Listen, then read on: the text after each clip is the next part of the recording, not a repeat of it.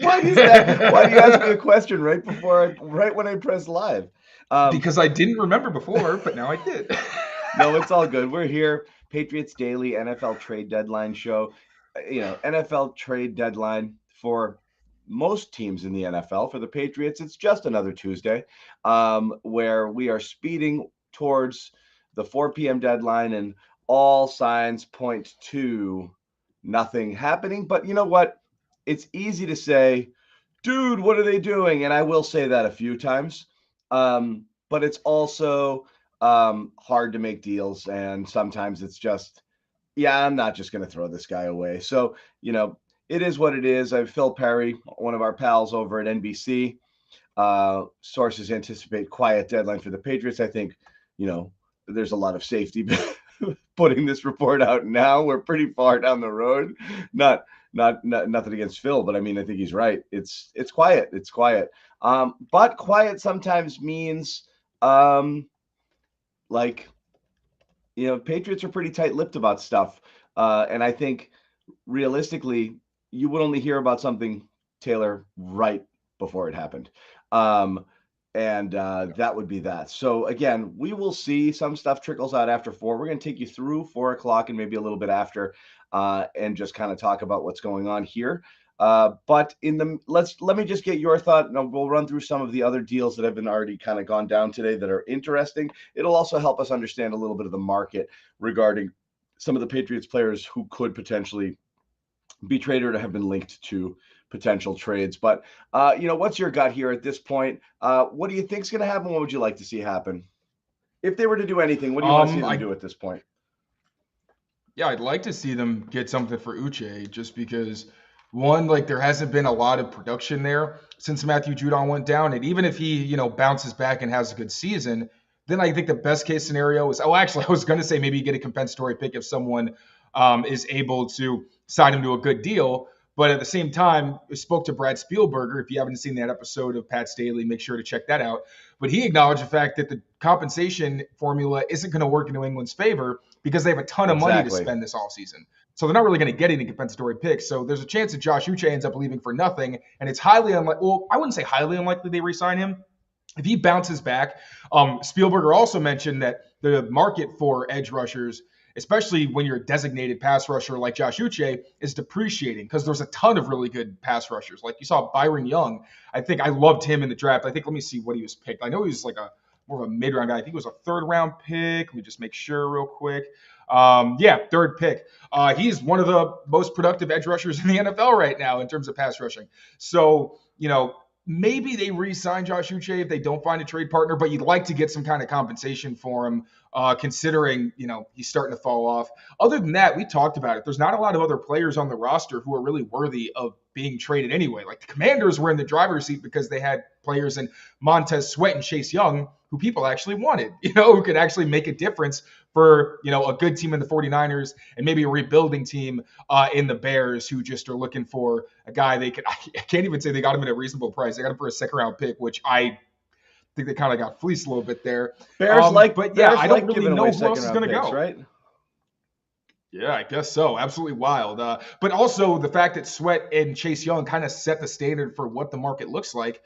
Again, I think Sweat was 2nd-round pick was pretty rich. Chase Young went for a high 2nd-round pick. He's doing a good job. job. A high 2nd-round pick, and this is a low 3rd-round pick. It's almost a 2-round difference between these guys. You're talking about pick number 35 versus a pick that's going to be in the 80s. It's a big difference here in terms of the price tag. Don't let the 2nd and 3rd fool you. This is almost a 2-round difference in what these players were acquired for. And I think Chicago fans who might have been excited for a few minutes that they got him, trying to talk themselves into the sticker price, then they see this deal and are like,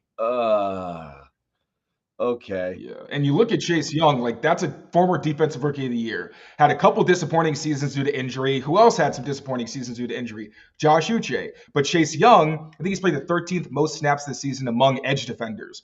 Josh Uche, he's played more when Judon went down. They tried to give him every down opportunities, but he hasn't looked great in those. Really, I think if a team is going to go get him, their idea is he's only going to play on pass rushing downs or in 3rd down situations like that. So you're not going to get what the Commanders got for Chase Young. So you're probably looking at more like a 4th-round pick, maybe even a Well, 5th.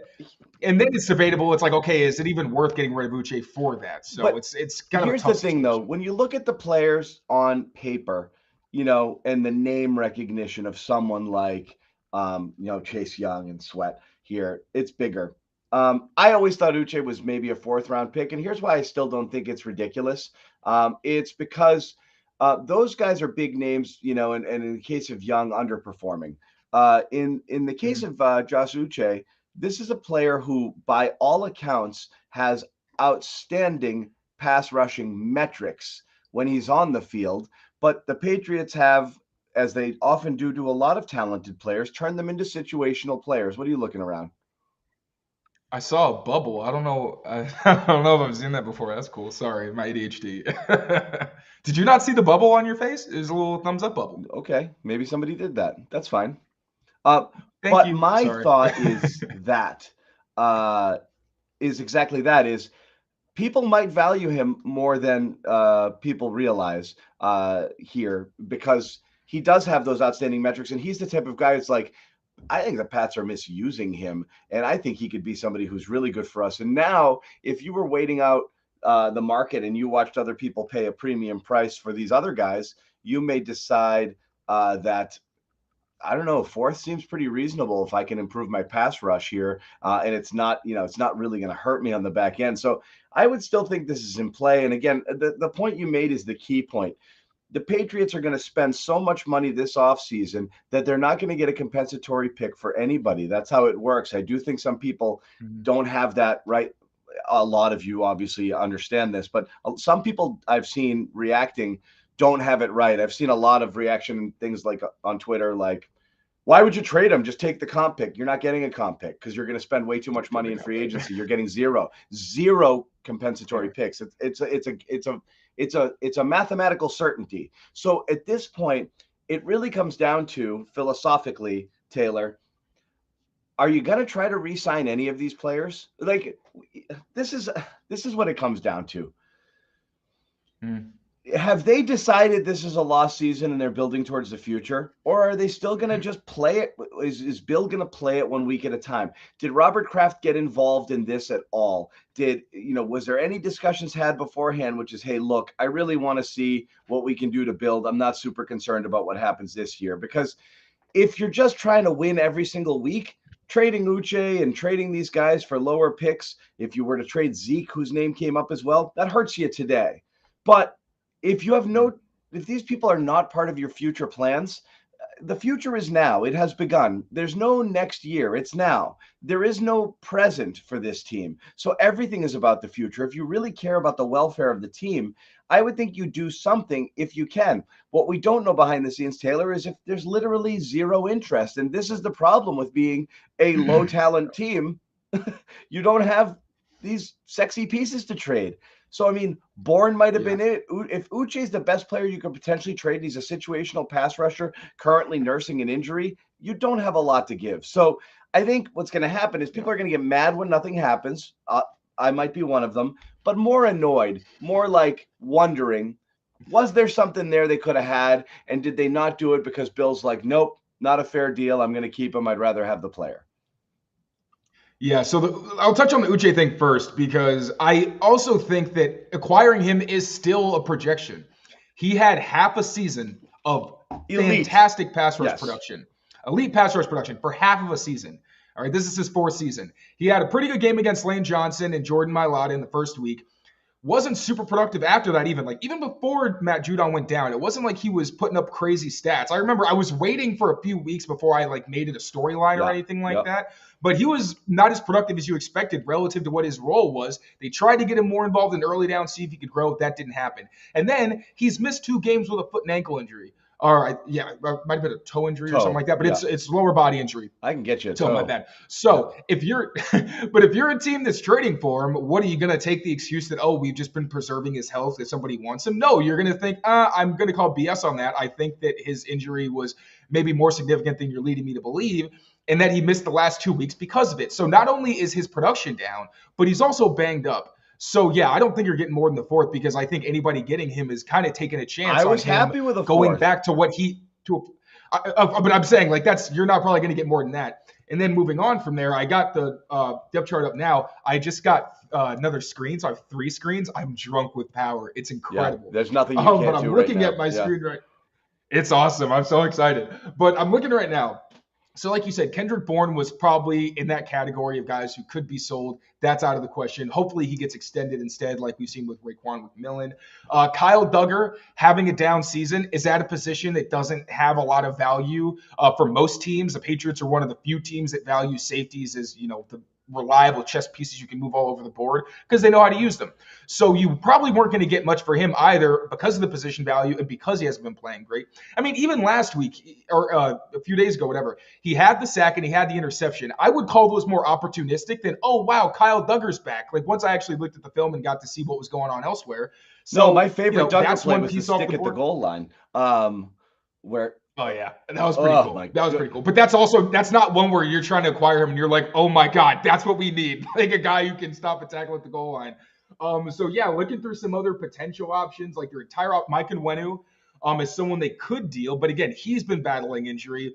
He's also not what most teams like at guard in the current NFL. Most teams are looking for a guard who can block outside zone, where you have the explosive athleticism and the mobility to get out in front of defensive linemen and be able to cut them off, and then be able to block that outside zone kind of play. And Nwuenu's not that kind of guy. He's more of a downhill presence, although he is a great pass blocker. I'm hoping the Patriots will find some way to re-sign him to like a guard contract with tackle incentives if he ends up playing there. But I don't know how many teams are really going to give you a great pick for Nwuenu either, especially because, again, he's been hurt. So not only did With the state you of not O-line have a play lot in of this players to league, begin with, but the state injuries. of O-line play in this league, I'd be falling over myself for Nwenu right now if I were some teams. I really would. I know there's question marks there too, but I mean, if you have somebody you think can fill in multiple spots or slide in at an injured guard or tackle spot right now, I would. But you're right. It's again, The Patriots need that too. The Patriots have some of the worst so offensive line depth in the everything has league right question now. marks to So it. What I was saying here is this: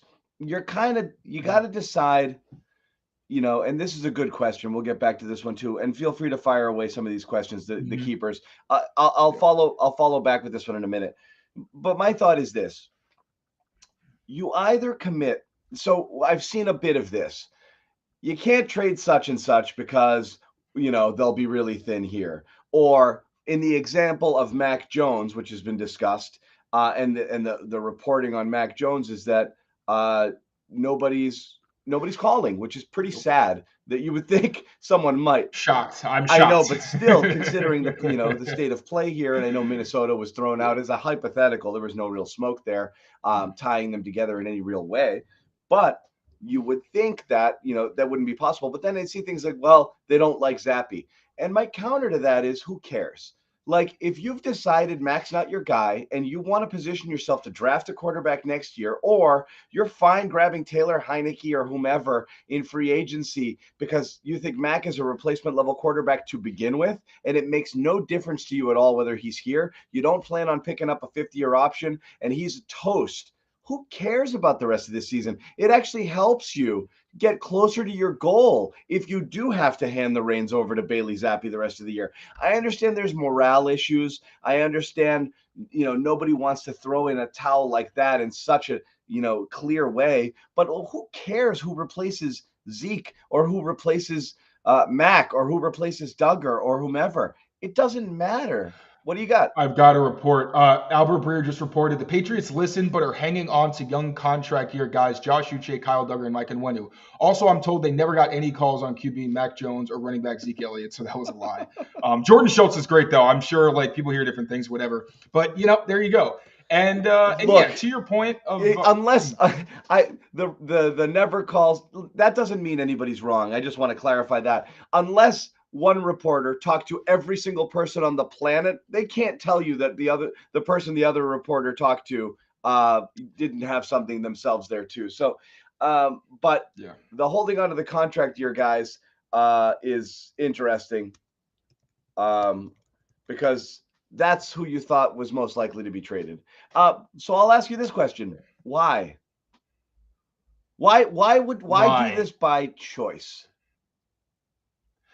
Well, by choice, I think it probably is just that they aren't getting the kind of compensation they want for those guys. I think it's just the bottom line. Like, I don't think you would get rid of Josh Uche, Kyle Duggar, or Mike Nwunu for a fit. That doesn't help you. And more than anything, you brought up the hypotheticals of, Zappy, you get rid of Mac, and it brings closer to your goal. Bill Belichick's goal is never going to be to put the team in a position to lose. It doesn't matter what the record is. And that's just the reality. We can disagree. And that's what this is about, is for us to give our Sure. opinions. But at the end of the day, if you're asking me why they're not going to move on from them, it's because Bill isn't going to concede and say the season is lost and we're not really trying. And I think that getting rid of those guys, if you're not getting good compensation, is 100% sending a bad message to your team when morale is So those are shaky. two different things. Okay. I agree with you.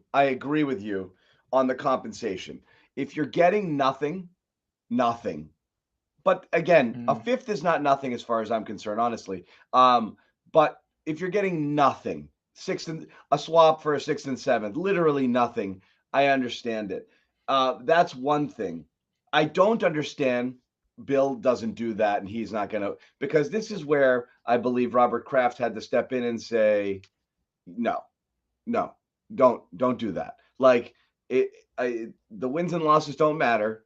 I want you to get whatever you can for whatever we can get in the future. And why does it matter? Because the Patriots next year have, I believe, their own first, their own second, their own third, their own fourth, their own fifth, and maybe 2 6th-round picks or something to that effect. That makes it really hard. Yes, it's their own first, second, third, fourth, fifth, 2 6ths. That's what they have. That makes it hard for them to do their favorite thing in the world, which is to move around the draft board using picks. And the only way that they can do that, and this is what scares the crap out of me, is by moving back in a round. So once again, what's going to happen to stockpile enough picks to potentially move up later so you can grab your hybrid safety linebackers that play 10 snaps a game in the third round and move around the board so you can get that guy. You're going to pass on blue chip talent, trade down in the first round twice to acquire more fourth and third rounders so you can move up and draft kickers and punters and whatever. And if that's what we have all over again, yes, Taylor, I expected an eye roll and I don't care. It's fine. This is the only thing I'm here to rant about. The only thing. Then someone needed to tackle Belichick. This needed to be like, Crimson Tide, where Denzel, pulls some obscure rule out of the code book and takes the submarine away from Gene Hackman. Like, you are not pushing us to the brink, my man. You're not doing it. Like this, we are going to do something now. We're not going to do the thing that you want to do. True, but okay, so let's break it down by each player. So Josh Uche is someone who I advocated for, is someone I wanted to see traded just because, what we've already discussed. He's not going to get you anything if you let him walk in the compensatory pick formula. And I don't disagree with this as well. You have to field the team. Yes. Oh, no. Yes. Especially, you have to field a team, so you don't give people away because you have to replace them. I totally agree with that. All I mean is, if you're not going to pay, Josh Uche is going to make money because pass rushers make money. He's going to make more money than you want to pay him because you're not willing to play him. You're not re-signing. But that's not a guarantee. Because if Brad Spielberger is saying it, that I respect it. And he's saying that the market for those kind of guys is going to be depreciated this offseason. Yes. So maybe they're also looking ahead and saying we might not have to pay that much. He doesn't have value to you, Taylor, because you don't play him now. That's the point. Is like no, that's not true. That's not true. He's missed 2 games. They were playing him a lot before that. So that's not true. Ezekiel Elliott is a 1-year rental. If anybody wanted anything for him, trade it. Of course you do. I don't care about anything that has a chance of sticking next year and beyond. Yes, I agree. You get 5th round or lower, and you're like, that's not enough. I'm holding on to it on the off chance I can sign Josh Uche, because I can't replace Josh Uche with a 5th rounder. 5th rounders don't make the league most of the time. That's fair. Unless it's the Patriots. Right. But yeah, okay. So Josh Uche, like I said, I thought he should be moved, but if they don't, it is what it is. They probably couldn't get what they wanted. Kyle Duggar, I think, is a foundational piece. I think in the front, you've got Christian Barmore as your guy who, yes, he's foundational, building block. We want to expand around him as a young guy. The second level, you got Bentley, obviously. I think Jelani Tavai is becoming one of those guys. Tweeted about him. He's been fantastic. Secondary, you got Gonzalez and the Joneses, depending on how they come along. And then on the back end, Jabril Peppers has been great, but Kyle Duggar has been one of the glue guys. Like, he's the only one who's playing like virtually every single snap for them. So I think he's someone, and Belichick has a ton of respect for him. He had the green dot, as people have been talking about when Javon Bentley went down. Like, he's a very important part of your defense, and Belichick's not going to give away people who are vital to maybe not their success, but vital to them being competitive on a weekly basis. I think Kyle Duggar's in that category. I think he's somebody that you continue to build around. And unless somebody was like, hey, I'll give you like a high third or, something in that area, I don't think he should have been moved. Mike Onwenu is maybe your best offensive lineman. It's him and Trent Brown. And then it's like a sizable gap to David Andrews. So not only that, he's also been the only person who's played well at right tackle. And I don't think Belichick wants to put Connor McDermott out there. And although I think he is solid, and if they were desperate, then yeah, he'd probably been their best option. But we already seen how bad it gets and just how unwatchable they were at times with Vidarian Lowe and Calvin Anderson out there. So I think he's another guy. Unless they got all running it, how unwatchable will they be running it back next year? You know what I mean? It's like, look, we have a long. I do think they have enough. Like, they don't have one of the better rosters in the league, 100%. But I do think that they have enough foundational pieces where if you get 3 key players like a receiver, if you bring Mike Onwenu back, which is still not a given, I think he lessens the need for you to have to get a great tackle. Trent Brown is also a free agent. Like, there's so many dominoes here. But I don't think that other than Zeke, I wouldn't have hated them moving on from Zeke. It just would have scared me in terms of the fact that Ramondre Stevenson would have had no real backup. And I don't want them to just freaking run him into the ground like they did last season, because that's just, 1, it's unfair. And 2, I just think there's already precedent for it. You don't want to follow that. But unless they were going to get like a 4th, maybe a 5th, like they're probably getting offers for like a 6th or 7th round pick, because it's not like he's blowing up or doing anything. Like, Patriots fans are willing to move on from him because he hasn't been playing great. So it's not like a team's going to offer you more than probably a very, very late round pick. So really, I think that's just the bottom line here, is that they weren't getting very good offers for the players that were good enough to even be considered trade candidates. And I also think that a lot of the free agents they have outside of maybe Josh Uche are guys that they should try to hold on to. So that's just my take on it. Yeah, I that's where we'll go back and around. I know that one side, and I'm not going to say like, the spin from the Patriots side, but the very real side is the didn't get anything in return. The other side is, yeah, plenty of stuff offered. Just Bill just chose not to do it. That's what's going to be hard to stomach for Patriots fans. If you did find out there were deals to be made, ones that would not have impacted you greatly this year or in the future, but again, just an indictment on the state of the roster, and we are now 2 minutes away from the NFL trade deadline coming up right here. Do we want to acknowledge the Pierre Strong comment? Yeah, you can. I mean, what I put that up there only because that was a weird one in the sense that you didn't have very many running backs. He gave up, and he seems competent. And now we're talking about, well, you can't trade Zeke. You won't have a second guy. You gave up on a guy in the second, a draft pick after 1 year. I found that bizarre at the time, even though he was underperforming. But you've obviously got an opinion on it. I mean, yeah, nothing crazy. But yeah, we saw Pierre Strong. They were trying to turn him into an inside runner, which I think maybe it's been a reflection of, we know that you can run outside. Do you have the discipline to do this between the tackles? And he couldn't. And then the idea was, maybe he'll be a receiving back. Like, that was what my expectation was. But they were giving J.J. Taylor all of those opportunities. So either he wasn't showing them enough, they didn't trust him, whatever the case was. Pierre Strong wasn't really filling the role that you expected him to have. I still think it was bizarre to give up on him so quickly. I think that's very fair to question. But also, I don't know how we were already panicking about the tackle position on the outside. I can't imagine how they felt on the inside, especially knowing what we know now. And although it didn't work out with Tyrone Wheatley, I think that was more a case of them trying to get a couple options at tackle and see what stuck to the wall. I wouldn't say Vidarian Lowe stuck exactly, but clearly they maybe didn't like what they were seeing from Wheatley in practice. So it didn't work out, and it was kind of bizarre at the time, but they were also in a really desperate position needing offensive tackles because of injuries. I don't think it was just because they didn't sign a big name free agent, because if that free agent had gone down and they had all the tackle situation they still had, they would have had to trade for somebody still. So I 100% agree that it was an odd move and maybe not the best, especially in hindsight. But that was also just I think we can underscore how bad the situation was leading up to the cut deadline. Okay, well, it is past. NFL trade deadline has come and gone. It is 4 o'clock. Obviously, deals can still roll in, and oftentimes they do. But by all accounts, the Patriots are putting their hands in their pockets and walking away. They're going to roll with what they have for the rest of the year.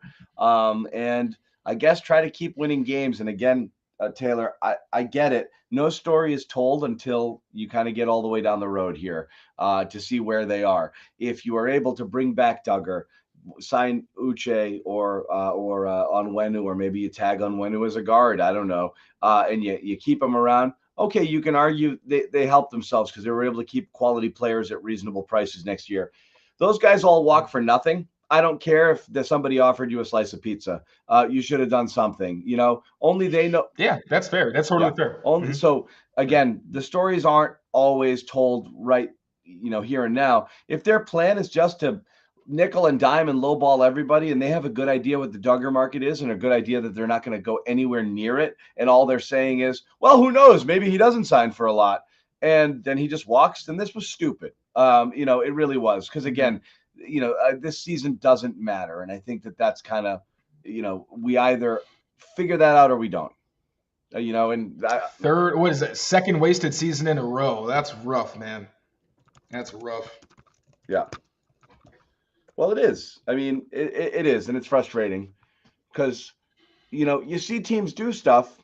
I mean, you saw Washington decide we're building. They gave away a couple of pieces, and good pieces. That's the thing. These were good pieces that clearly they didn't have any intention of keeping around. And even Belichick said this, or was it today or yesterday? I think it was yesterday. He was like, yeah, I want to keep Duggar. He wouldn't get into contract talks, but clearly Duggar's a guy that they really like. And I think Onwenu's in that category as well. I'm sure I'm not going to say I'm sure. Actually, no, I don't know what the Patriots are thinking when it comes to re-signing their homegrown talent in recent history. But I think they're different situations where, again, the Commanders had high quality players who were former high picks. The Patriots don't even have a lot of high picks that have worked out. So they were already in a tough position. Like Onwenu was a sixth, seventh round pick. Kyle Duggar, obviously a high pick. Josh Uche was a day two guy. So I think they're just different situations. They are different situations. And again, nothing here is surprising. And I'm not mad. I don't know. I don't know if there was something out there to be had. And if there was, and you passed, it's annoyed. What? Yeah, what are you laughing at? Oh, no, I just said I'm not mad. I'm disappointed.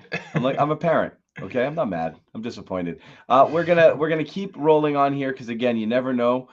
Stuff could trickle through, and we could learn more about what happened, what almost happened, what really wasn't even close to happening, and it sounds like not close to happening is closer to what the reality of the situation is. But in the meantime, we do want to tell you quickly about FanDuel. Right now, new customers at FanDuel, and again, FanDuel is the official partner of the NFL and the exclusive wagering partner of the CLNS Media Network. And new customers right now get $150 in bonus bets with any winning $5 money line bet. You win a money line bet. You know what those are?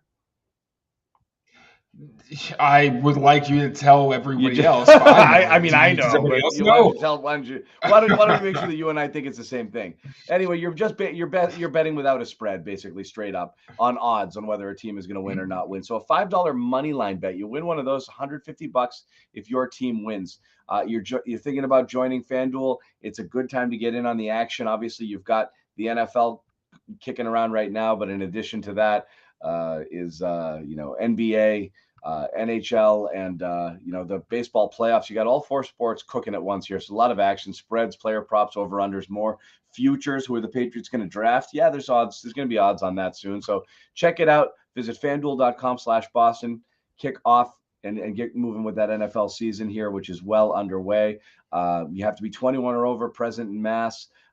Hope is here. If you want to go to gamblinghelplinema.org or call 800-327-5050 for 24/7 support. The bonus bucks come to you only with an online real money wager of $5. These are non-refundable. You have to deposit 10. The bonus, as we said, Non-refundable bonus bets expire 7 days after receipt. So go ahead and check that out. Seeing anything else here, Taylor, worth talking about? I could do the 5 players that I'd like them to Why don't keep. you tell us?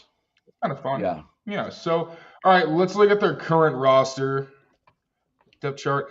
I'd say number one, I guess, I don't know if it counts. Kendrick Bourne, I'd like to extend given this situation. I think that's most likely. I don't think he's going to hit the open market. He's going to be recovering from his ACL going into next year's offseason program.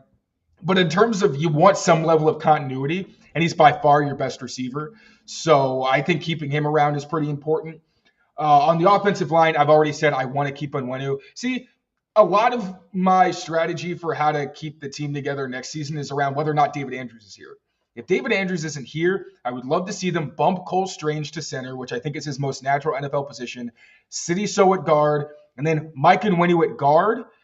If Antonio Mafi doesn't work out, if he works out, and you have trust in him and that he's going to be someone who contributes next season, you keep Onwenu at tackle, which is why I said earlier I'd like to see them give him a contract where it's structured as you're one of the higher paid guards, but if you play tackle, we're going to pay you accordingly and give you the opportunity to not get screwed because we're not using you the way your contract is explicitly stated. Outside of that, let's look through here. Anthony Jennings, kind of not like he's going to be a huge impact player for you necessarily because he's not a great pass rusher, but I think he's a really, really good run defender. And I think that's got some value. The Patriots love their role players who just do something very well. I think he's one of those guys. And then Kyle Duggar, like I've mentioned, he's one of their major communicators. Having a down season because they're playing him a lot more on the deep end because Jalen Mills is your obvious passing down tight end eraser, which is where you saw Duggar kind of spend a lot of his time. Whatever the reason is for them for his decline, he said it wasn't really a mental thing, but that he wants to be doing better. You hope that he'll make that improvement. But if he doesn't, then it's almost a guarantee he's going to resign because he's not going to fetch or ask for a whole lot of money. Let's see who else here might be a free agent. I'd like to keep Jalen Mills, but realistically, I don't think that he's going to come back after the way. Although they are using him a bit more, to be fair. Let's see who else. Miles Bryant, he'll be cheap. Feels like the kind of guy who's going to be a Patriot for 10 years. Always gets crap from fans, but I think that he is, one of their closer to being a glue guys. He's the only corner who hasn't missed time. That's pretty significant. I'm going over 5, but whatever. I'm just going through the list of free agents. We got time. Hunter Henry, Mike Gesicki, and Not gonna lie, I zoned out a long time ago. It's okay. I'm just going. No, this is for the fans. people. It's not for you, me. John. It's for it's not for Miles Bryant. Miles Bryant is fine. Leave him alone. Watch the tape. I'm just kidding. That's obnoxious. I think the tight ends, I think they could all probably be re-signed to pretty cheap contracts. So I'd probably just do that. If somebody gets big into britches and wants more money, then you can let him walk. Zeke, if he's cheap, bring him back. Let's see. Mac Wilson. He's cheap, bring him back. He was already cheap. He's probably going to be cheap. Ty Montgomery, I don't know what they're doing with him, to be very honest. If we're at the Ty Montgomery portion of this keepers segment, I think we should move on. Okay. I was just going through the list. It's an alphabetical order. I think we got to be more selective here. Okay. All right. Well, it's just kind of reading out. But that was the last one I was going to say anyway. But I saw that and it kind of went off in my head because. No, I mentioned this. So the running back discussion, like yesterday, there were 2 or 3 times where I saw Ramondre Stevenson, where Mac expected him to win, and he just is that big guy who doesn't have the explosiveness to actually do that. I thought Ty Montgomery would be closer to that, and they just don't use him for anything. I thought that was weird. But all right, I'm done. I've gone through my list. You can go back and watch it. I'll leave. Okay, yeah, just roll back that segment. It's about the 30-minute mark. Taylor gave his 55 players the Patriots need to keep. Segment right there. I was having fun. I was having fun. And it's all about fun. It's Halloween, people. It's all about fun. Okay? I keep forgetting. I know. I got shit's about to get real in my house. So my girlfriend said that she's gonna make a spook-cootery board, which is apparently spooky snacks. Charcuterie. I've never heard of that in my life. She loves Halloween, so yeah. Big day in this house, even though I can't remember it for the life of me. Yeah, it's we're going to we gotta, we're. You're like, what the hell do I do with that? A lot of kids here. No, there's a lot going on here. So no Patriots got close. This is for me and Rappaport. And again, trade talks didn't get close. And again, a couple things we're seeing. I think Breer had put out there as well. Underlying theme was here. There were a lot of teams who were packed tightly, close, still kind of in it, technically in it, didn't necessarily want to sell. And nobody wanted to give away draft capital. So I think some teams were just kind of happy to stick it out and see what happens, but didn't want to pay too much or do a sell off when they're technically still in contention. That kind of makes me think the Patriots, who clearly are not in contention, have the fewest wins in the entire AFC. Would seem like not that team. And that's what I find strange is they are among the few basement dwellers that absolutely have, really no realistic chance of getting back into the conversation. So that's what makes it more surprising there that there wasn't a nibble or two there wasn't enough competition for even some of the, those things we mentioned to be able to get them something decent in return. It only takes one dumb team to overpay for something if they feel that they really need it, or a team that feels that they're on the edge and this is the only thing that they're missing. Again, what are you laughing about? I don't know, man. I'm just having fun. Punchy? I love listening to you talk. Feeling punchy? Yeah, I guess. I'm very punchy. I don't even know what that means. Trying to see if there's any news or anything. Nothing yet. They got the list. So the Patriots did technically trade for J.C. Jackson, so they have at least made a trade this season. Yeah. They're on the list. Yeah. Not enough buyers and not enough people willing to sell high, and that was part of the problem. So, as we continue on, and we will, like I said, we're going to wait out a little bit because we want to see should anything come up later, but we also want to tell you about LinkedIn Talent Solutions here. These days, every new potential hire can feel like high stakes wager for your small business. We've got a small business, Taylor, growing every day, but small. Still, you want to be 100% certain you have access to the best qualified candidates like Taylor. And that's why you have to check out LinkedIn Jobs. LinkedIn Jobs helps you find the right people for your team fast and free. And we have used this quite a bit, and we have found a lot of really good talent by using this LinkedIn Talent Solutions here. And it really is our primary kind of go-to every time we have an opening here at CLNS Media. And we just actually filled quite a few openings through LinkedIn. So, I think we onboarded 3 people last week, Taylor. We did. Family getting bigger. The family is growing. So it's why small businesses rate LinkedIn Jobs #1 delivering quality. So all you have to do is post your job for free at linkedin.com/beat. Is that what we're doing here? Yeah, /beat. That's linkedin.com/beat, as in Patriots Beat, which Taylor Kyles is on the Patriots Beat. LinkedIn.com/beat. Post your job for free. Terms and conditions apply. So here we are post deadline. The Patriots do host the Commanders, who now have made Mac Jones a lot safer.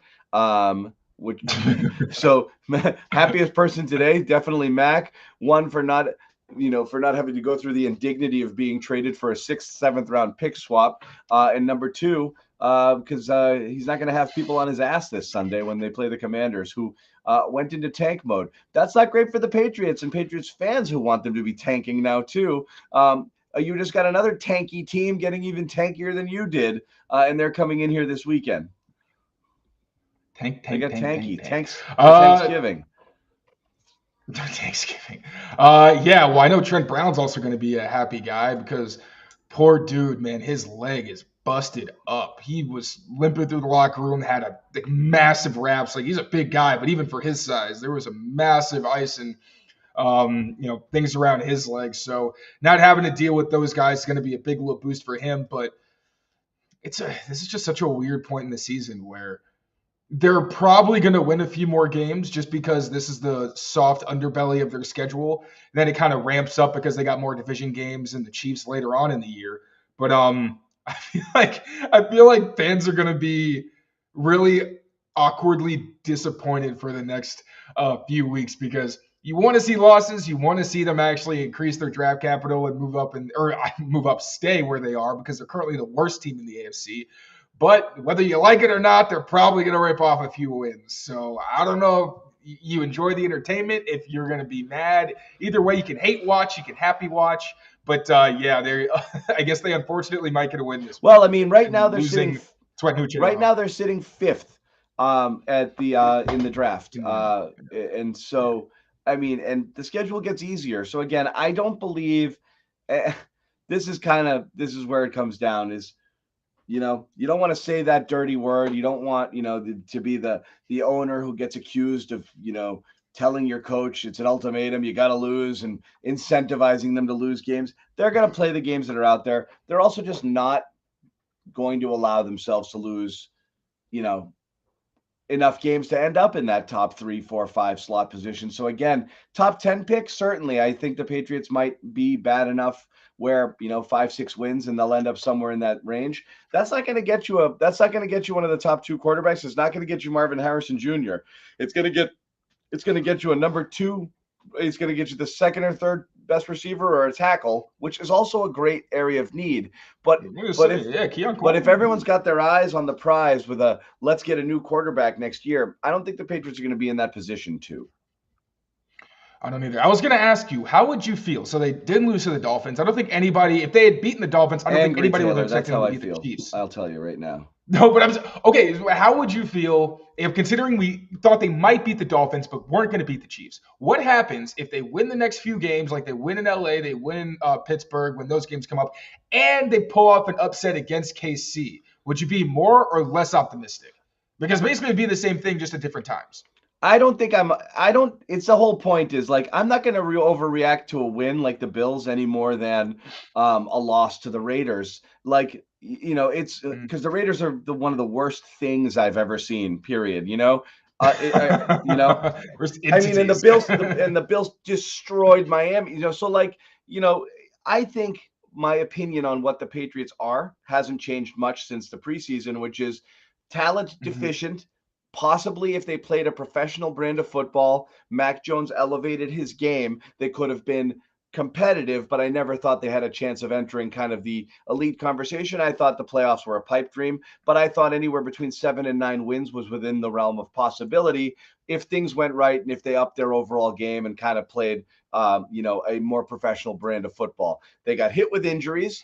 And it's much sloppier than we thought. And the Bill O'Brien factor hasn't come into play nearly as big as many people projected that it might. So I think they actually went backwards a little bit from what I expected. My expectations were pretty low.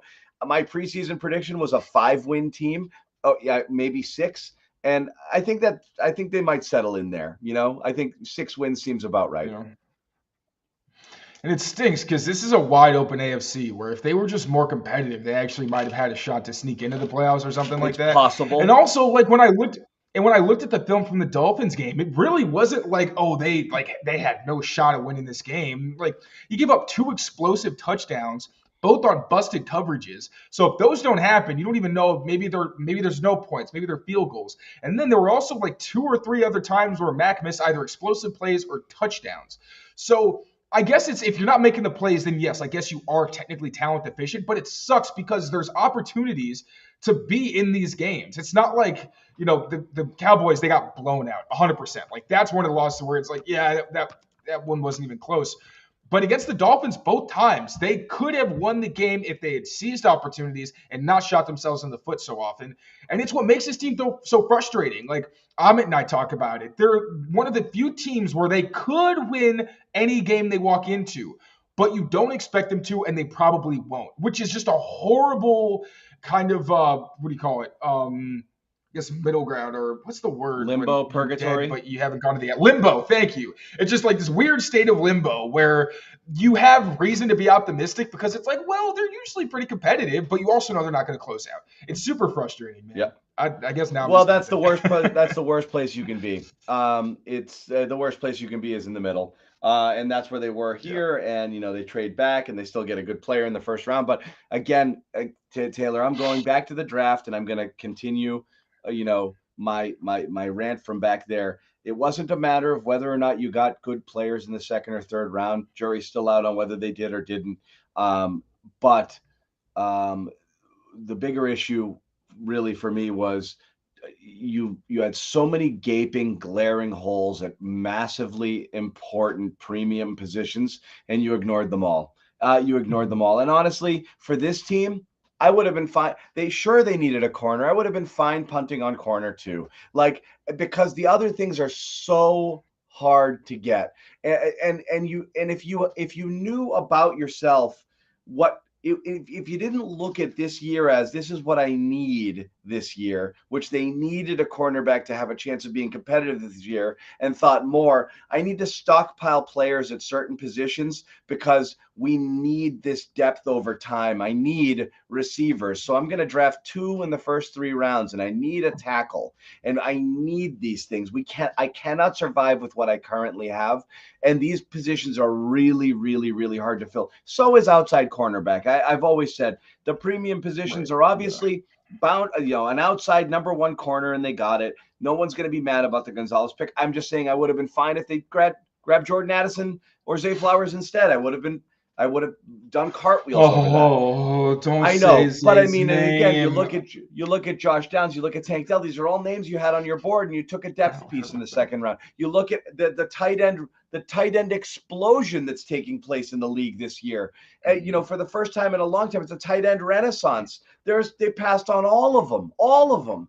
And that you don't have a single one under contract next year. You passed on all of these positions that can make you better. And you grabbed depth pieces on the interior, on the defensive line, in the secondary, interior offensive line. I just didn't understand that approach. To this day I don't, because now who cares where you pick? You have to pick. You need so much premium talent at all the same positions, plus quarterback now.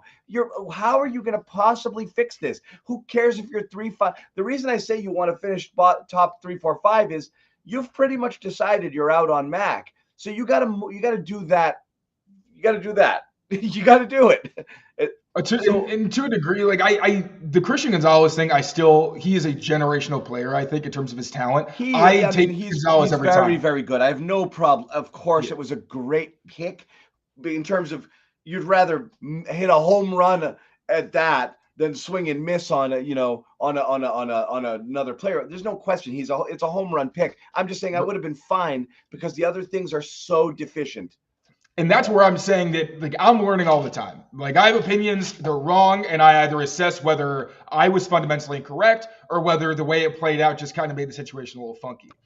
Based on what's happened this season, I would agree, because I was on the bandwagon of Keon White and Marte Mapu, who are really talented players who can be foundational at their levels of the defense. You get good players, whatever. But I have come around to the idea of, like, yeah, okay, if you could have gotten like a Tank Dell, I love Tank Dell. If you could have gotten somebody who helps your offense more, considering your defense is already pretty well stocked, I would agree that, yeah, if you switch out Keon White or Marte Mapu for one of the better receivers or tight ends, I'm on board with that in hindsight, 100%. I'll take that with me moving forward. And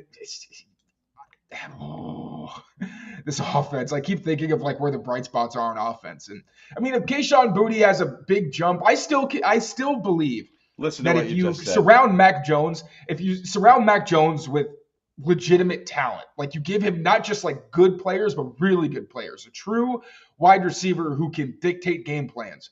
You get an offensive line that can stay on the field, or at least, build the depth. They got some young guys, but a good offensive line that he can trust. I think you give him an offseason to maybe get the gunk out of his brain and his body, where he can work on the things that really went poorly, and then give him all those things. I think that he can still be the quarterback that you need in a Bill O'Brien. Yes, in a Bill O'Brien offense, because you're seeing it every week. It's not like the Dallas game has gotten worse. He's much better than he was in that. Obviously, if he got any worse, like they would have had to start playing Bailey Zappi at that point. But what I'm saying is that he is growing, and you're seeing that it's like this, where he starts like taking that step forward, and then you see, he's panicking in the pocket. He throws a bad interception. And there's 3 or 4 plays a game where he still looks broken. But for most of the game, he's fine, and he's doing things the right way. But it's the other things that really need to get ironed out. And it's also just the trust in the people around him. He can say he trusts Tyquan Thornton all he wants. I don't believe him, because I haven't seen that in the summer, and I haven't seen it in live game action. So I don't think you necessarily need to abandon Mac and then start that far from scratch, because you're not going to fix this roster in a year.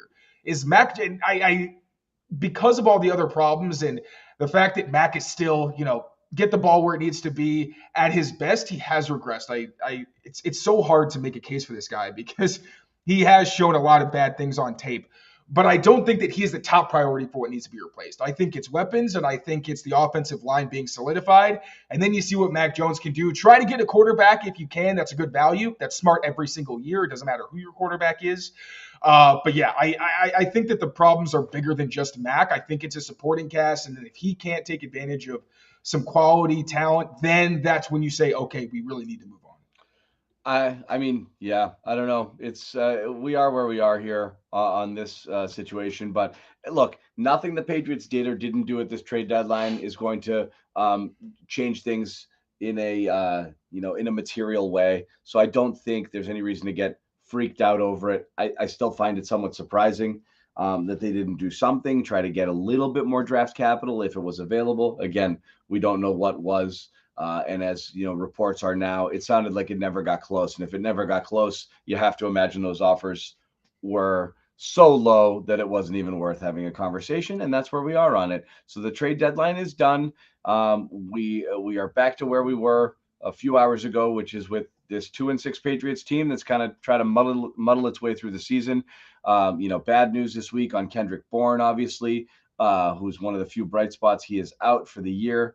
And, Patriots are entering, this game with the Washington Commanders with, possibly no Parker, possibly no Bourne. It looks like it's going to be the Demario Douglas show, as far as receivers go. And again, he led all receivers in snaps and routes and everything last week. What I'll say here, Taylor, is what I've said from the get-go. If you're not going to trade, and that's fine, because if there's no offers and you couldn't, improve your future prospects, okay, but can you start looking towards the future on the field? And again, this is what I talk about: is play the guys who you want to see if they can play. Again, I know he's not doing well. I don't want Tyquan Thornton to be a healthy scratch. I want to determine by the end of this year if Tyquan Thornton has a chance to be an NFL player. So put him out there and throw him the ball a bunch of times. Put Butte back out there. He's been in the doghouse since one friggin' bad game. Demario obviously earned his shot. I don't want Bill to use the same playbook he's always used, which is you earn your snaps and you earn whatever. No, you got to look at some of this stuff as open auditions. Who can play? Who can do what? I think Bill likes his veterans and likes things he can trust. And I just don't think it's time for that. I think it's really time to see whether or not you have that list that you just went down. Who are your keepers? I don't know how you know if you're not putting people on the field. How do you know if Tyquan Thornton's a keeper? How do you know if Kayshon Boutte is a keeper if you don't give them they might stink. I'm not saying they're great. This was my philosophy back in the day, a few years ago with the Celtics and Romeo Langford and Aaron Nesmith. How do you know if they can play if you don't play them? There's safer options out there, but they're boring and they're not going to get you wins either. You just feel a little safer putting them out there because they're not going to mess it all up. But throw them out there and see if they can play, or decide if you need 7 new receivers next year and just kick them all out. You whiffed on Juju. There's no reason to try to prove yourself right on that. Parker, you whiffed on Parker too, and you signed him to an extension. He's not what you want. Just move on at this point. I do think, okay, so I think you give them those opportunities in practice. It doesn't seem like they really have been, like Tyquan and Kayshon. I don't know how big of a plan. I mean, we see what's happening in the games, so they haven't been a big part of the plan in practice. So give them opportunities then, more than they've had, to see if they can do something with them. That said, I don't think it's fair to Mac. I know no one's going to want to hear what's fair to Mac and what's not, because Mac's been unfair to Mac. But at the same time, it's not fair to him and his process to put somebody out there who he truly, if he has no trust in these guys. Like we saw Kayshon Boutte, what do you have, 3 or 4 targets in the first game and 0 receptions? There's going to be growing pains in that. Of course, but he's going to be your quarterback. So that's the reality. But if these guys aren't getting it done in practice, then you can't put them on the game field. If they can't do it in practice, then you can't expect them to be able to do it against another team when you can't control the variables. So I 100% agree. Give them more opportunities, whether that's forcing them in practice and just trying to see what you've got. I 100% agree that you need to see what you have. That's a good point. But I just, in terms of the games, and when people are going to be saying in 3 weeks, why isn't Kayshon Boutte playing? It's probably because they keep trying to give him a chance to do something, and he's either running the wrong route, or he's not coming through with the catches. You understand what I'm saying? Maybe. It doesn't make any sense at all if they're playing poorly in practice to then be like, all right, here's 20, 30 snaps in the game. Like, that literally doesn't make any sense. But I do hope that they at least get those chances. And then I hope that they can capitalize on them. But yeah, I just, it's hard to expect to see anything from Kayshon Boutte when he's been a healthy scratch for this long. And, Belichick even alluded to it. He said it's what you do in practice, and it's a competitive group. And I'm it's saying, not so competitive anymore, but I know you're right. Normally, you show me you deserve it, and I put you in. I'm saying don't do that. Like, don't do that. You have to make decisions, and you can't make informed decisions if you don't force the issue. Right now, it's not about playing the guy who played better in practice that I trust is going to do the right thing on the field. It's seeing whether any of these other guys have a shot at helping you down the road. That's okay, but also, what does that do to your confidence as a what rookie? Confidence do they have now? But it's not going to help if you're actually in the games and just like tanking, because like I'm saying, in practice, you can at least control the variables. Like, if you're just completely bombing as a young receiver in live action and they keep forcing you out there, like at some point, that's like, we already seen what's happened with Mac's confidence because he hasn't had a good supporting cast. They haven't been able to have success. I'm just saying, I don't think it makes sense if they can't at least be well. We're seeing rookies and second-year guys getting all sorts of snaps all over the place. You're not ready. You're not going to be ready. And if your Patriots aren't going to give them an opportunity, you're never going to know if they're ready. So get out there and play, and let's see what they got. That's all I want to say. That's all I want to see. They're ready in practice. They're ready in practice. That's literally when you know. And if they can't even do that, like, I just don't. Does Jameson Williams look ready to you? Watching him play in Detroit. He doesn't look at all ready. He hasn't caught a single ball. He had drops in practice. Okay, he had drops. Mm-hmm. He has every route he runs. He looks awful. He's rounding out his routes. He's not cutting back crisply. He's having TD passes hit him off the head. He's running out of bounds before he turns. He's a freaking mess out there. Okay, and they're throwing him out there because there's talent and they want to try and develop it, and they give him some spots, and that's that. You see other teams develop people. That's what the Pats are doing with Demario Douglas right now. Like, he's not dropping everything, but he's having glaring, because he was better than everybody out there. Right. Yes, but I'm saying, like, that is your guy who's like the experimental, like, yeah, there's going to be growing pains, but we're trying to get him involved. But that's what he's been. If you start making that everybody who's on the field, where it's Demario, Kayshon, and Tyquan, and Mac is still building trust with Demario, much less everybody else, I don't even know if the ball's going to get where it needs to be. Like, that's what I'm trying to say is I just don't, as much as I want that, like, I enjoy watching football. I enjoy being entertained. I would also love to see these young wide receivers get a chance to do something. They're getting a chance to, Tyquan Thornton throw him 3 deep balls a game no matter what happens. I would love to see that. But realistically, I just don't think it makes sense if you try to get them involved in practice and then it's like, all right, well, we're just going to give open auditions to 3 different people. Like, that's even if you're tanking, that just becomes, maybe I'm not going to say in Bill we trust, because I'm kind of off that bandwagon at this point.